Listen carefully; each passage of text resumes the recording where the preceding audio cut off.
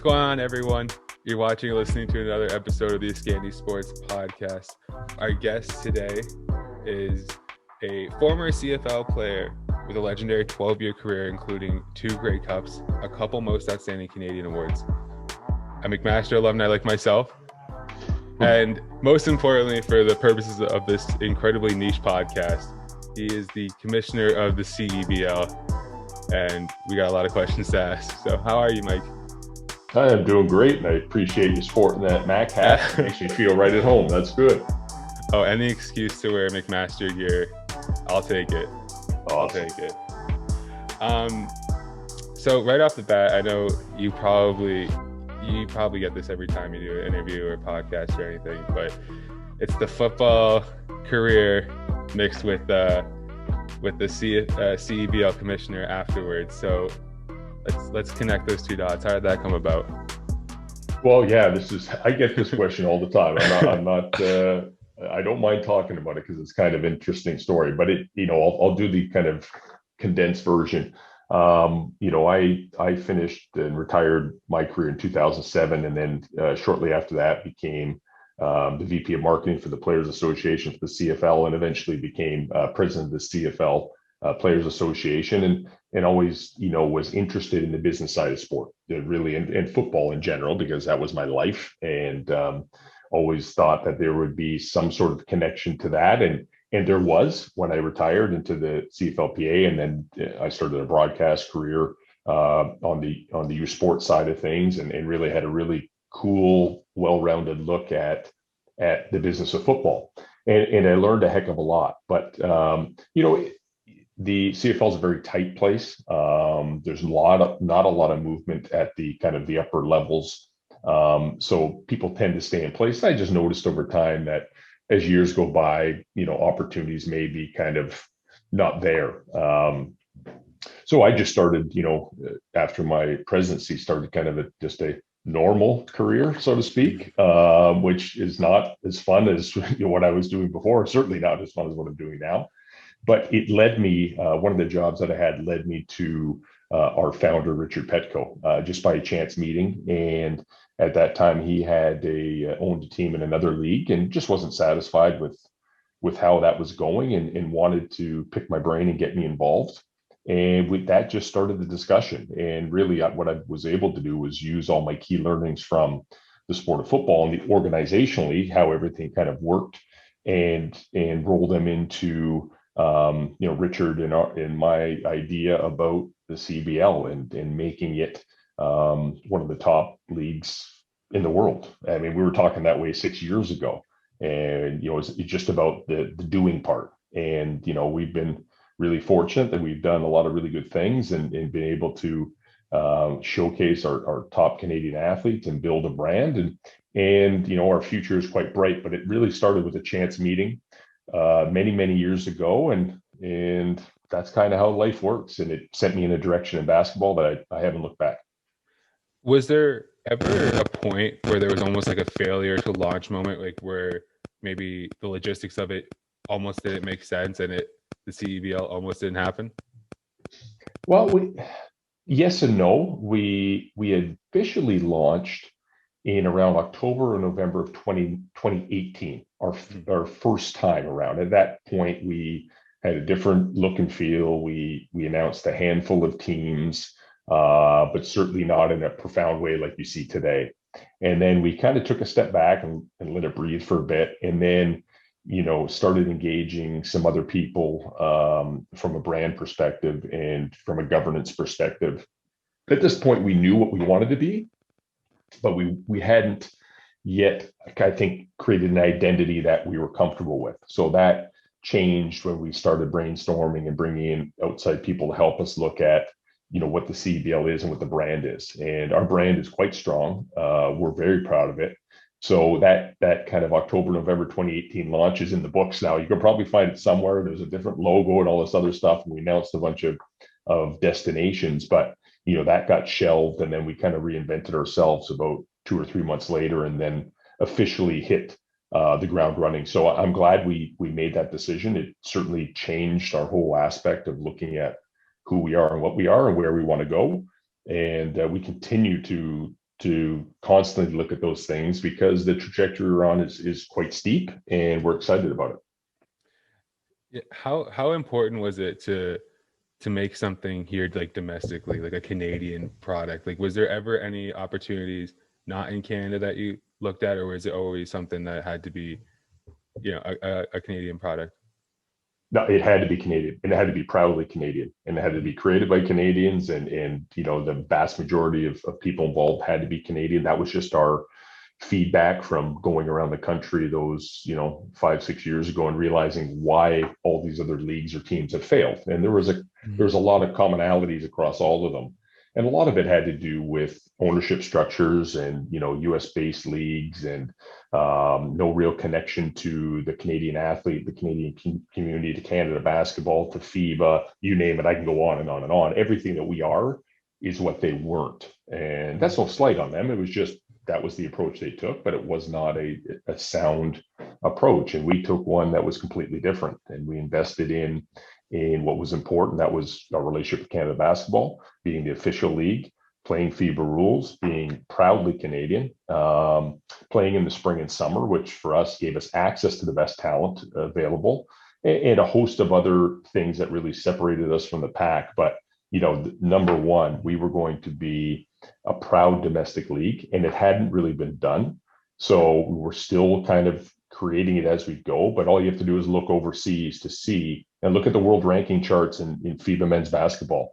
We're 21st, not good enough in my opinion, and hopefully with our NBA stars, we'll kind of ratchet that up. But the 20 ahead of us, they're all countries that you may or may not think would be basketball powerhouses outside of the US, of course. But these are all countries that have their own strong domestic leagues and feeder systems, and they create their own from within. And in North America, we haven't had that for a long time because the NBA has been such a powerhouse over top. But outside of the NBA, and actually including the NBA, FIBA is the most widely played game anywhere in the world. The NBA has done a magnificent job at their marketing and their place in basketball, but FIBA is the world game and the global game. Yeah. Do you think coming from a football background allowed you to kind of take more, I guess, risks when it comes to the CEBL product as opposed to like an NBA or a longer tenured league where you can just say, you know what, we want to have an Elam Ending, or we want to play music the entire game? Do you think having that football background maybe allowed you to not be so tied to the traditional ideas of how basketball is presented? Well, I think the football background let me see what a cultural institution like the CFL was able to do over 100+ years, right? And the values that they created, and the community outreach and the connection. So that was incredibly important. And then as an outsider per se, to basketball, I just have a different lens on things because I don't have the old baggage, right? I don't have, I can find it as I go. But truthfully, the real reason we're able to do all those things is how we're governed, and the fact that we're a single entity owned league, that we can make decisions quickly and rapidly and mobilize, all of our people, and we all work together for a common goal. So that is really one of the biggest reasons we were able to come back last year with our bubble, and the first ones to do it. The reason that we feel very strongly about our return to play this June, and the reason why we can add pieces along the way as we see fit to what's important to us. So, all those other things that I personally went through sure have shaped me, but the actual structure and the way we operate is probably the single most important thing we do. Well, it's just really refreshing to actually watch, because there's, among a lot of FIBA leagues, there's a lot of uniformity. And then obviously the NBA is what people are accustomed to. So when the CEBL comes in kind of off schedule with a new product, it's refreshing. So I just wanted to kind of discover how it led to that point. But let's talk about the Elam Ending. Was that a meeting with a round table and you said, okay, we're doing it? The All-Star game was fun, we're going to do it? Or I actually think I read somewhere that you guys were pondering it probably before the All-Star game even incorporated it.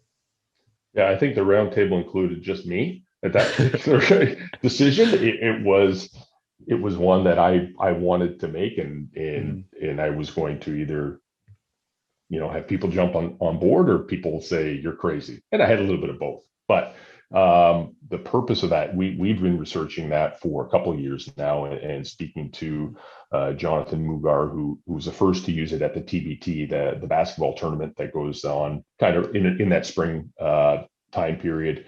We've had great relations. We've had players play in that tournament as well. But it was a great chance to understand the mechanics of Elam, what was important about it, why they used it, the marketing angle, et cetera, et cetera. And then we connected with Dr. Nick Elam. So we were talking for at least 18 months before we pulled the trigger. Mm-hmm. And what we wanted to do was just to make sure that, it doesn't come off as hokey, because it's really not. It's fundamentally based on data and analytics. And we live in a world of data and analytics, and all you have to do, people watch the NBA games and college games, and they always remember the last second buzzer beater. That happens 1% of the time, right? What happens the 99% of the time when there's foul to the line, the last 4 minutes takes forever. That's the breaking of rules breaking of basketball rules to try and finish a game and get back into it. So Elam Ending to me is a smart play. It's a play that will get adopted in the NBA relatively soon. I firmly believe that. We always want to be on the leaders in this. We were the leaders from a FIBA perspective, and we had to adapt Elam to FIBA in some way, shape, or form based on timeouts and timing, et cetera. Mm-hmm. But I can't wait till we get fans in the stands. It really is a made for in-venue event, right? Because you get kind of, even if you're down 20, you still have a chance. And it's that backyard, basketball that everyone grew up on. Last bucket wins. Right. And just to be clear with everyone, the Elam Ending, I believe in the CEBL, is after 4 minutes, we turn off the clock and we just add, is it 9 to the winning points. team? Yeah. 9. So if it's 71-71 at the 4 minute mark, it's going to be first to 80 wins the game. That's correct. Right. So every single game has a game winner, which that's right. Makes for great content too. It makes for great content. Yeah, and every game's going to end on some sort of bucket, and it could be a free throw, and those are incredibly exciting. We had the first ever goaltending win, in our summer series, which nobody expected, but we had a ton of tremendous plays that and then we did the analysis after with Nick Elam, and he went through how our games we played a traditional game would have compared, and he's got a database of 4,000 NBA and college games to choose from and to analyze. So, all that analytics after the fact really just reinforced exactly the reason why we did it. And it wasn't met with open arms when I suggested it. Yeah, I can tell you there was a lot of, pushback from a basketball group.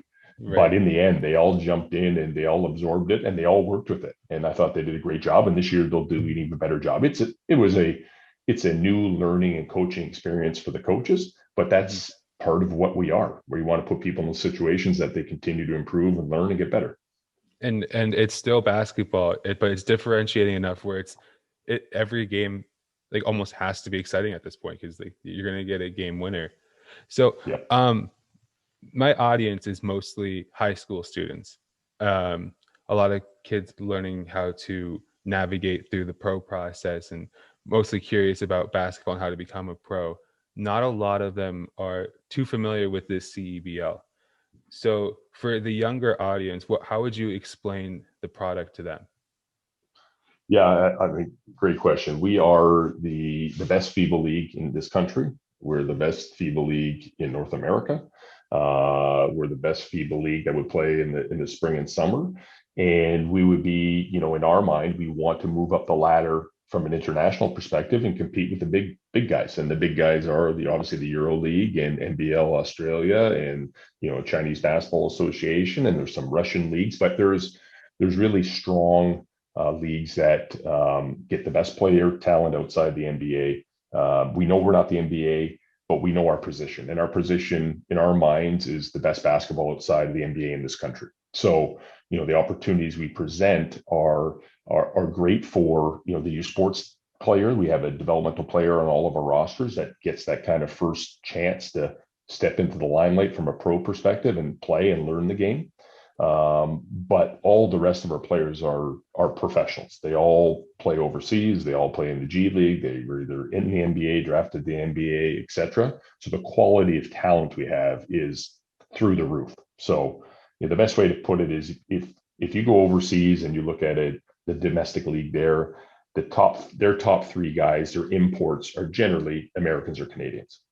We take all those top Canadians from all those leagues in Europe and we bring them all back to play in our league. That's a tremendous amount of talent on a court at one time that this country has not seen, outside of, I guess, the Olympic qualifiers that'll happen this year in Victoria. But it's a real pleasure to be able to bring these guys back and showcase them like they should be.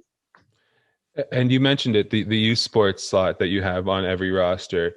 So what that is, it's a player from a youth sports team that can play professionally in the summer with the CEBL, yet not lose eligibility to return to youth sports for the rest of their college career or for the university career, which is super unique because, obviously in the NCAA and all the other subsidiary groups, there's amateurism requirements and there's all of these, you can be an amateur or you can be a pro, but not both. But you guys and youth sports work in conjunction and can be both. Yeah, so that was a big thing. There's two sides to it. There's the developmental piece. So what we do is we mandate one youth sports position. It can either be a developmental athlete, which we classify as a returning eligible athlete who we pay in a form of educational grant. Doesn't affect their eligibility and then go back. And that's just, tremendous learning opportunities, whether they bounce a ball in a game or not. The second is they can either choose between that developmental player or a current year graduate, meaning somebody that's just graduating from a youth sport program, but is not going back. And we become kind of their next spot. So they can play with more if they choose, but those are mandated by the league. And the rest of the rosters are generally, on a 10-man roster, we have 7 Canadians, including the youth sport player, and we have 3 import spots open. Teams can play with all Canadians if they choose, and Ottawa did that last year, and Saskatchewan in year one won the championship with all Canadians. So the talent is there, but yeah, that's the structure, and that's the youth sport part is the developmental side to what we're doing. The other stuff is the showcasing side, and there's a nice marriage and blend of both. I believe the Canadian team recently, wasn't that mostly one CEBL team on the same roster? I want to say it was Ottawa. Ottawa had quite a few guys. We had 10 for sure, maybe 11 players that played in the CEBL at some point on that roster a few weeks ago, of 14. So,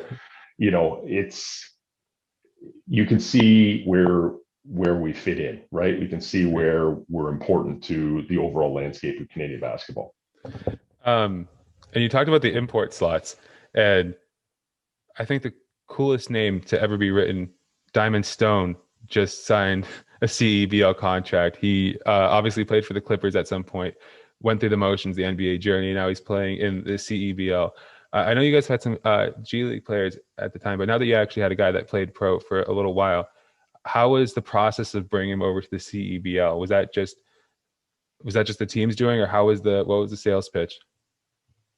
The sales pitch is, you want to play basketball and a high level basketball in the FIBA league that's on national and international television in a country that's safe, and you'll get paid, and you're going to get noticed, and this is an opportunity for you to go into a better contract. It's the same pitch to everybody, and the Canadians get it. That you add to the Canadian side of it, our Canadian players have a chance to build their brand after basketball as well, right? And getting back in the community because they spent 8 or 9 years in Turkey or Germany or France or wherever. But from the position of Diamond Stone, I can't speak for him, but it's a club's doing. They go out directly, but it's opportunity. And you look at the G League this year, their bubble's almost over. It was a very condensed, short season of 15 games. Those guys that played are going to get, reduced salaries based on that. So there's opportunity to make more money with us. We fall in the perfect time when players are in the downtime, certainly from FIBA. So those opportunities, become incredibly important. And we've had, I think, 4 or 5 NBA guys already play in the league. Some have played upwards of 40 or 50 games. And, we had over half a dozen, or pardon me, over a dozen or so G League players, over a dozen national team members. They even split between NCAA grads and U Sport grads, and the talent is there, and we are getting noticed, and we are definitely becoming a landing spot for a lot of this high end talent. Yeah. I don't know if you're familiar with the podcast, but we talk about the CEBL probably every single episode. I've had a few guys. Oh, okay. We had Caleb Agata, and we had Jake Babick was episode 1, who was on a tryout with the Niagara River Lions. So, and everyone has the same opinion. I'm like, oh, what was it like, playing in the CEBL and kind of taking things? They're like, it's basketball. Like, this is not it's not a break in the schedule. Yeah. It's serious. It's tough. Really good players don't make teams, and D1 guys don't make teams. Like, it's not it's not any less. No, it's no joke. Yeah. It's serious basketball, and it's just so cool to see more NBA guys get into the mix now, because it's probably going to start an arms race at some point where every team's going to have to look for more quality, and now we're the biggest FIBA league. And not just the international side. For me, what I try to enforce is obviously get the best talent to make you win, to allow you to win, but also let's expand beyond North America, because there are international players out there that from a FIBA perspective have been playing it their whole life. That could be a open doors for us across the world, right? And basketball being a global game, the more groups of people you have from outside of Canada coming here to play and getting recognized, and viewers following them, et cetera, is a benefit to everybody. And the FIBA game is an interesting game because it's a faster game. It's a more wide open game. And the CEBL style of basketball is even different than most other FIBA styles as well. We're predominantly at a 6'8" league, and guys that can move and athletic and can get up and down the court.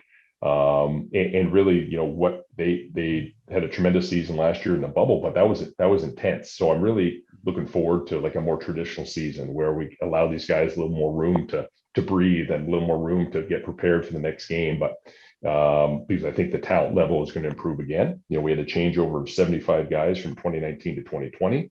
I imagine I know we're going to hold a core base of those new guys, but we're also going to add a bunch more. Diamond Stone, for example, and there's many others that are coming down the pipe that haven't been announced yet, but they're coming. The quality is going to be there. Yeah. I'm going to ask you after the podcast about down the pike, see if I can crack it.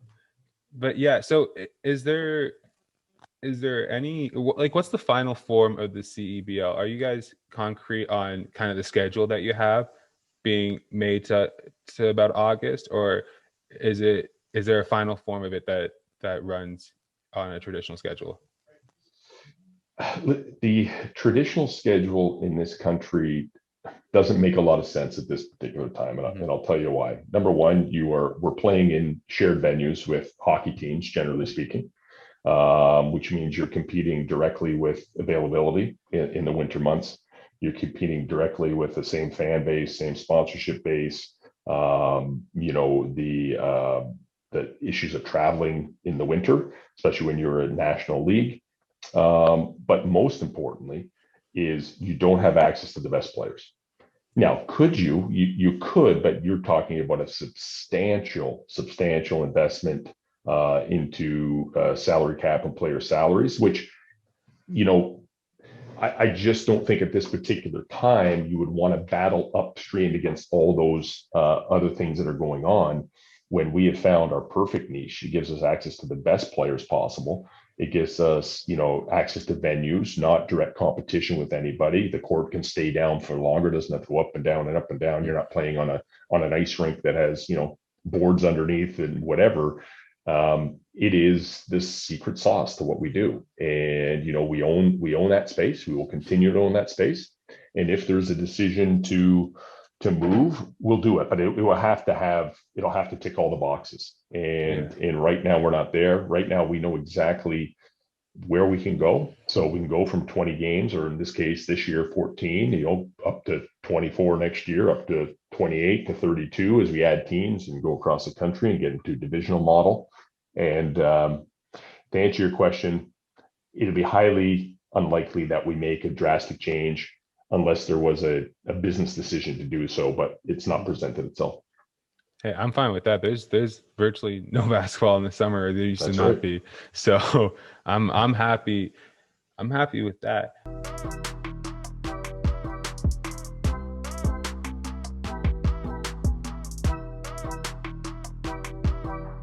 Yeah, that was elevator pitch. This is Mike Morreale, a really fun guest. Guys, everyone, like I say every podcast, we're gonna throw our weight behind the CEBL this season. We're gonna support the domestic league, and we're gonna watch a new take on basketball with great athleticism, guys that we know from our neighborhoods. So, Mike, I want to say thank you very, very much for taking the time and sitting through those quirky pitches. It was a lot of fun.